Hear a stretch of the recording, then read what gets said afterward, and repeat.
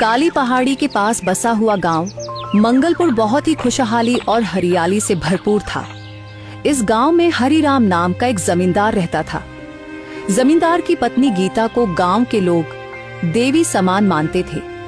गीता अपने पति जमींदार के साथ हवेली में बैठी थी। तभी वहां दीपक नाम का एक किसान आ गया और हाथ जोड़कर बोला, जमींदार साहब, मेरी मदद कर दीजिए। अरे दीपक, क्या हो गया? आप तो जानते हैं जमींदार साहब, मेरी शादी को कितने वर्ष हो गए हैं, परंतु मेरी पत्नी संतान के रूप से वंचित है। संतान प्राप्ति की चाहत में मैंने अपनी पत्नी का बहुत इलाज कराया, बहुत धन खर्च किया, परंतु कोई लाभ नहीं हुआ। आखिर एक किसान कमाता ही क्या है? मेरी जमा पूंजी खत्म हो चुकी है। पिछले कुछ दिनों से बारिशें बहुत अधिक हो रही है, जिससे मेरी फसल खराब हो रही है और बाजार में इसके दाम बहुत कम लग रहे हैं। अब मेरे घर में इतना भी धन नहीं बचा कि मैं कुछ अनाज खरीदकर अपनी पत्नी का पेट भर सकूं। मालिक, कुछ मदद कर दीजिए, कुछ तो दे दीजिए ना। जमींदार ने कुछ सिक्के दीपक को दे दिए और कहा, दीपक, ये सिक्के रख लो, बाजार से अनाज खरीद लेना और घर जाकर चैन से भोजन करना। तभी जमींदार की पत्नी गीता गुस्से से अपने पति से बोली, अरे, ये बेचारा अपनी बड़ी मुसीबत लेकर आपके पास आया है और आप केवल कुछ सिक्के दे रहे हैं। क्या इससे इसकी परेशानी दूर हो जाएगी? इतना कहकर गीता ने 10 सोने के सिक्के निकाले और दीपक को दे दिए। मैं जानती हूँ कि बारिश अभी कई महीनों तक चलेगी। ये लो, इससे तुम्हारे घर का 1 महीने का अनाज आ जाएगा और अगर किसी और चीज की कमी हो तो तुरंत आकर मुझे बताना।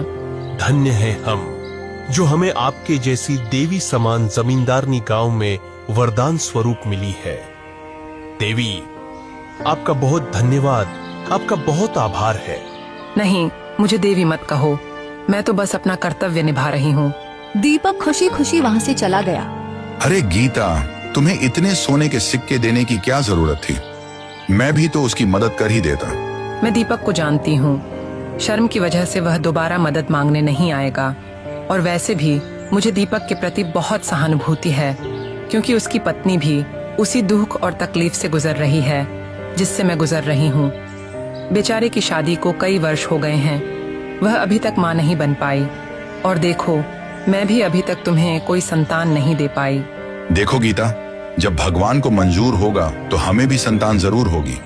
इस गांव के हर घर में तुम्हारे लिए एक ही आवाज आती है, गीता जी, गीता जी, आप बहुत नेक और दयालु हैं। गीता मुस्कुराई और वहाँ से चली गई। कुछ देर बाद दीपक बहुत सारा अनाज लेकर अपने घर पहुँच गया। इतना सारा अनाज देखकर दीपक की पत्नी राधा बहुत हैरान रह गई। अरे, आपके पास तो बिल्कुल भी धन नहीं था, फिर इतना सारा अनाज कहाँ से लेकर आए? दीपक ने अपनी पत्नी राधा को सारी बात विस्तार से बताई और कुछ सोने के सिक्के अपनी पत्नी के हाथ में रखते हुए कहा, जमींदार साहब की पत्नी, जो इस गांव की देवी है, ने मुझे 10 सोने के सिक्के दिए और मुझसे कहा, अगर और भी जरूरत होगी तो आकर मांग लेना। ये सुनकर राधा के चेहरे पर मुस्कान आ गई। यह बात तो सच है। जमींदार साहब की पत्नी, जो इस गांव की देवी हैं, सब लोगों का बहुत ख्याल रखती हैं। लेकिन आप खेत में जाना मत भूलना। खेत में जाकर काम करना, लेकिन आप खेत में जाना मत छोड़ना। राधा की बात सुनकर दीपक बहुत चौंक गया और हैरानी से बोला, राधा, तुम्हारा क्या मतलब है?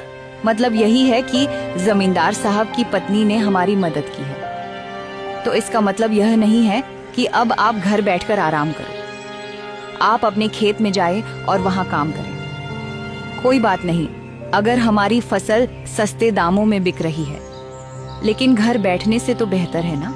राधा की बात सुनकर दीपक मुस्कुराया और बोला, राधा, तुम इस बात की चिंता मत करो, मैं अभी खेत में चला जाता हूँ।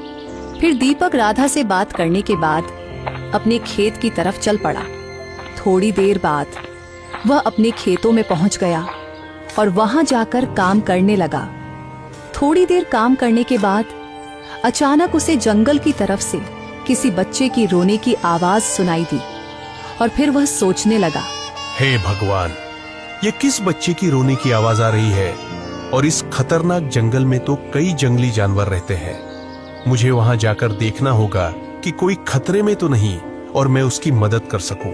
फिर दीपक आवाज सुनकर जंगल की तरफ चल पड़ा और जहां से बच्चे की रोने की आवाज आ रही थी वहां देखा कि झाड़ियों के पीछे एक बकरी खड़ी थी और उसके पास एक बच्चा रो रहा था।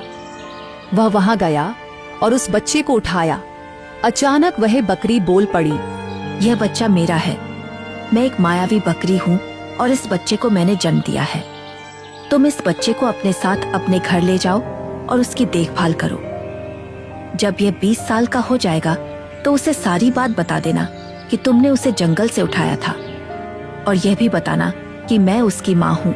इतना कहकर फिर वह मायावी बकरी वहां से गायब हो गई। और दूसरी तरफ दीपक हैरान हो गया और बोला, भगवान, ये तेरा कैसा चमत्कार है। ये छोटा सा नन्हा बच्चा एक मायावी बकरी का है और ये मायावी बकरी मुझे अपना बच्चा देकर चली गई है। भगवान, मुझे तो लगता है ये तेरी तरफ से मुझे तोहफा है, क्योंकि तुझे पता है कि मेरी कोई संतान नहीं है। वरना मैं तो आज काम करने के लिए भी नहीं आने वाला था। मैं तो आज घर पर ही रहना चाहता था। ये तो मुझे राधा ने कहा कि तुम काम पर चले जाओ। फिर दीपक इस बच्चे को अपने साथ लेकर घर चला गया। जब वह घर पहुंचा तो उसकी पत्नी राधा ने उससे कहा, यह आप किसका बच्चा लेकर आए हैं? राधा, मैं आज खेत में काम कर रहा था कि मुझे जंगल से आवाज सुनाई दी। जब मैं जंगल में गया तो वहां एक बच्चा और एक मायावी बकरी थी और उसने कहा, यह बच्चा मेरा है, आप इस बच्चे की देखभाल करना। फिर वह मायावी बकरी वहां से गायब हो गई। राधा, मुझे तो लगता है कि यह भगवान ने हमें तोहफा दिया है, क्योंकि भगवान को पता है कि हमारी कोई संतान नहीं है। यह कैसे हो सकता है कि यह बच्चा एक मायावी बकरी का है? मुझे तो लगता है कि इस बच्चे पर किसी राक्षस का साया है, या फिर वह बकरी कोई मायावी बकरी नहीं बल्कि एक राक्षस है जिसने यह बच्चा आपको दिया है। नहीं राधा, वह बकरी कोई राक्षस नहीं है। मुझे उसकी आवाज में एक दर्द सा महसूस हुआ था। और तुम इस बच्चे को देखो, तुम्हें देखकर लगता है कि यह बच्चा किसी राक्षस का नहीं बल्कि इतना सुंदर और नन्हा सा बच्चा है। फिर राधा ने उस बच्चे को अपनी गोद में उठाया और दीपक से कहा, आपने सही कहा, यह बच्चा बहुत प्यारा है और भगवान ने हमें हमारे धैर्य का फल दिया है। हमने इतनी प्रार्थनाएं की, इसलिए भगवान ने मेरी गोद में यह बच्चा दिया है और अब से हमारे बच्चे का नाम राजू होगा। वाह राधा, ये तो बहुत अच्छा नाम है। फिर दीपक और राधा बच्चे की परवरिश में लग गए। ऐसे ही 20 साल बीत गए और राजू भी अब बड़ा हो चुका था। एक दिन राजू ने अपने पिता से कहा, पिताजी, आपको कितना समय हो गया है अकेले ही काम करते हुए। अब मैं बड़ा हो गया हूँ, मैं भी आपके साथ काम करूंगा। बेटा राजू, यह खेत वाला काम तेरे लिए नहीं है, क्योंकि तुमने इससे पहले कभी नहीं किया। अगर तुमने काम करना ही है तो मैं तुम्हें जमींदार के पास रखवा दूंगा। मैं उससे बात करूंगा। ठीक है पिताजी, जैसा आपने कहा मैं वही काम करूंगा। फिर अगली सुबह दीपक अपने बेटे राजू को लेकर जमींदार हरिराम की हवेली की तरफ चल पड़ा। थोड़ी देर चलने के बाद वह जमींदार के घर पहुंच गया।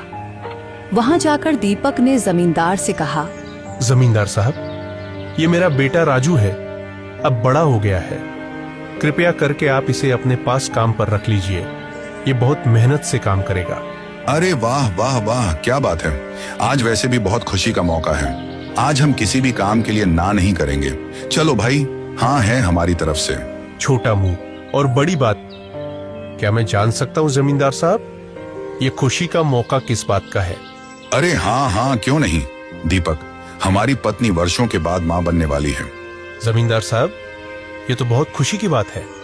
इस गांव का नया वारिस आ गया है। अरे हाँ हाँ, क्यों नहीं। दीपक, सही कहा तुमने। तुम नहीं जानते मैं आज कितना खुश हूँ।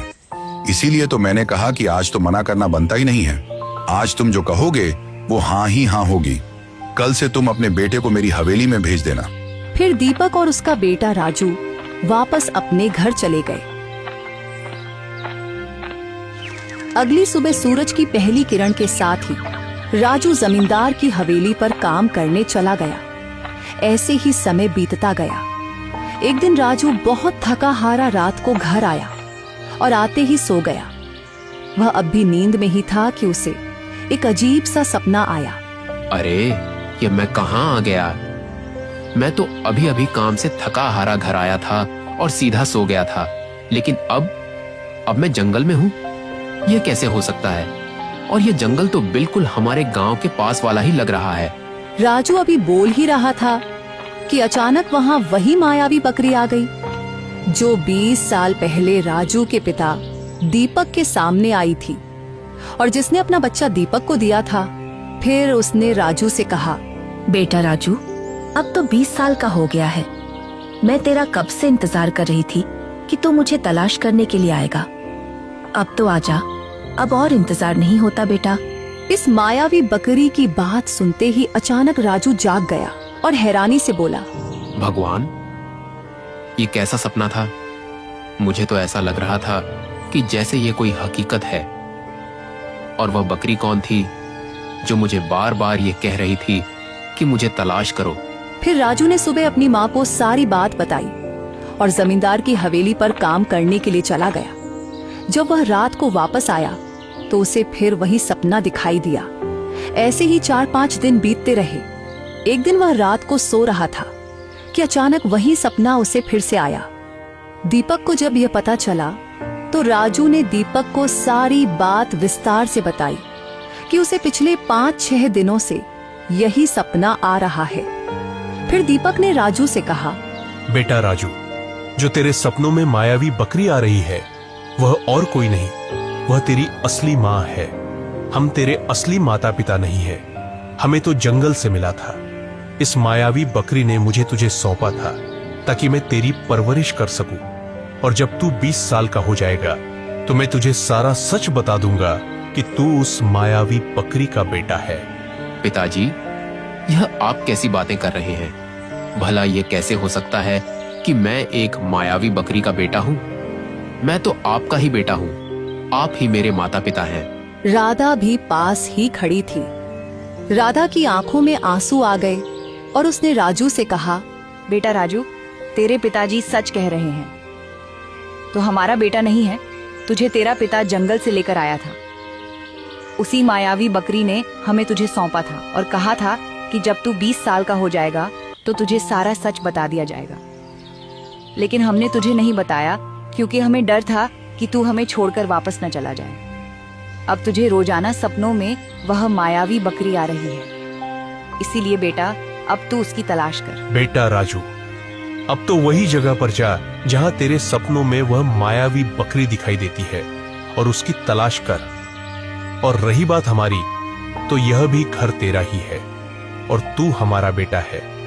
जब तेरा काम पूरा हो जाएगा, जब तेरी तलाश पूरी हो जाएगी, तो तू वापस अपने घर आ जाना और हमारे साथ ही रहना। ठीक है पिताजी, जैसा आपका आदेश है मैं वैसा ही करूंगा।